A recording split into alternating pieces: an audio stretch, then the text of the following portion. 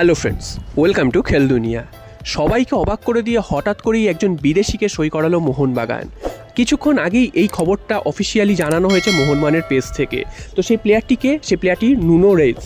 তো এই Nuno Reis প্লেয়ারটি কিন্তু মোহামেডানে আসতে পারে এরকমই কিন্তু ধারণা ছিল সবার, কারণ মোহামেডানের প্রায় কনফার্ম হয়ে গেছে প্লেয়ারটি, এরকমই শোনা যাচ্ছিল যখন তখন তিনি সই করে দেবেন। তবে সেখান থেকে কিন্তু চমক দিয়েছে মোহনবাগান কিন্তু এই প্লেয়ারটিকে তুলে নিয়েছে এবং মোহনবাগান তাকে সই করিয়ে নিয়েছে। তো নুনো রেইস এই প্লেয়ারটি কিন্তু অস্ট্রেলিয়ান এ লিগেই খেলছিলেন মেলবোর্ন সিটিতে, অর্থাৎ জেমি ম্যাকলারেন বা জেসন কামিংস যে লিগ থেকে এসছে সেখান থেকে কিন্তু তিনিও আসছেন। তবে এই প্লেয়ারটির ন্যাশনালিটি হচ্ছে পর্তুগিজের আন্ডার-21 দলে তিনি কিন্তু খেলেছেন। তো বুঝতেই পারছো রোনাল্ডোদের সতীর্থ, তিনি রোনাল্ডোর সাথেও হয়তো খেলেছেন।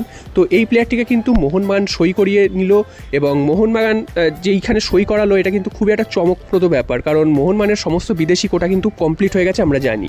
তো তারপরে এই প্লেয়ারটিকে সই করানোর অর্থ কী সেটা কিন্তু পরে জানা যাবে। তবে এই মুহূর্তে মনে করা হচ্ছে আসন্ন এএফসি চ্যাম্পিয়ন্স লিগে মোহনবাগানের যাতে বিদেশি সমস্যা না হয়, কারণ এএফসি চ্যাম্পিয়ন্স লিগে তোমরা জানো যে বিদেশি কিন্তু সই করানো যাবে, কারণ আইএসএলে যে নিয়ম আছে এএফসি চ্যাম্পিয়ন্স লিগে সেই নিয়মটা নেই। তো সেখানে কিন্তু এই বিদেশির সুবিধাটা যাতে পায় সেই জন্যই কিন্তু এই প্লেয়ারটিকে সই করিয়েছে।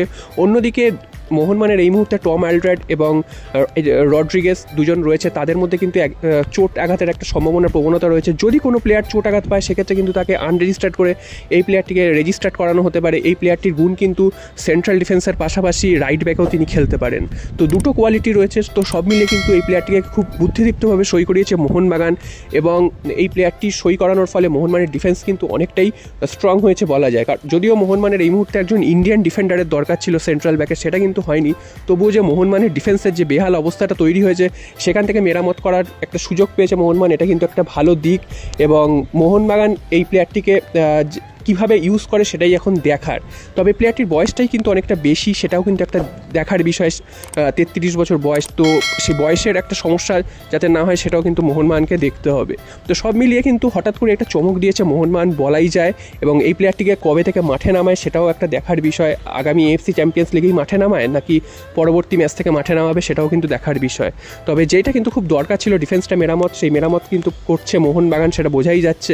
এবার এটাও একটা প্রশ্ন যে এই মুহূর্তে যেসব বিদেশিরা রয়েছে তাদের মধ্যে কি কারুকে অফ করবে, অর্থাৎ আনরেজিস্টার্ড করে একে কি ঢোকাবে, সেটাও কিন্তু একটা দেখার বিষয়। কারণ টম অ্যালড্রেড তিনি কিন্তু চোটের মধ্যে পড়েছেন, তিনি ঠিকভাবে খেলতেও পাচ্ছেন না। তো দেখা যাক শেষ পর্যন্ত কি হয়। তবে হঠাৎ করেই মোহনবাগান একটা চমক দিয়েছে বলা যায়। আর এটাও তোমাদের জানিয়ে দিই যে ট্রান্সফার উইন্ডো বন্ধ হয়ে যাওয়ার পরও মোহনবাগান কিন্তু এই প্লেয়ারটিকে সই করিয়েছে এই কারণেই, কারণ এই প্লেয়ারটি কিন্তু ফ্রি এজেন্ট ছিল, অর্থাৎ ফ্রি প্লেয়ার, কোনো দলের সাথে বা কোনো ক্লাবের সাথে যুক্ত ছিল না। তাই জন্য কিন্তু এই প্লেয়ারটিকে মোহনবাগান সই করাতে পেরেছে। তো দেখা যাক প্লেয়ারটি মোহনবাগানে সবুজ বরুণ জার্সি পরে ফুল ফোটাতে পারে কি।